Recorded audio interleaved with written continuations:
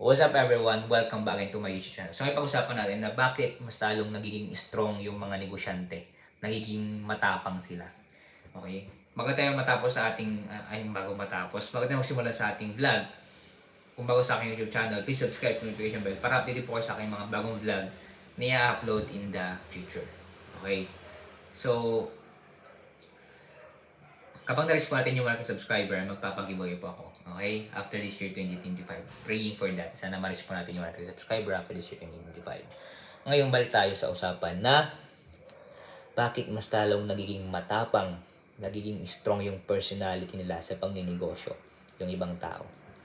Ito yung mga dahilan.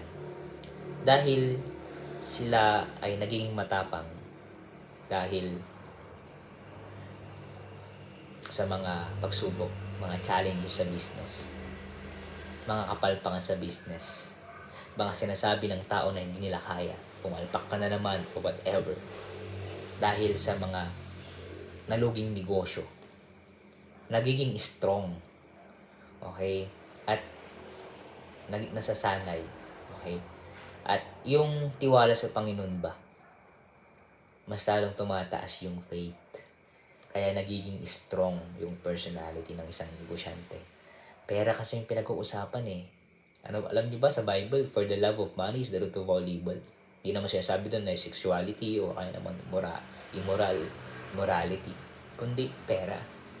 Dahil accountable yung mga negosyante sa pera.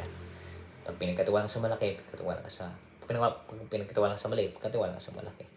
Kaya nagiging strong yung personality ng isang negosyante. Kaya if you want to be strong, madaming challenges. Pero kung yung kalimutan ng guidance ng Panginoon, tiwala natin sa Panginoon. Dito lang ako, your support system. Alright, so kung sino bumili na aking libro, tingnan po yung Facebook page, official link po namin. Mag-message lang po kayo. Thank you and God bless.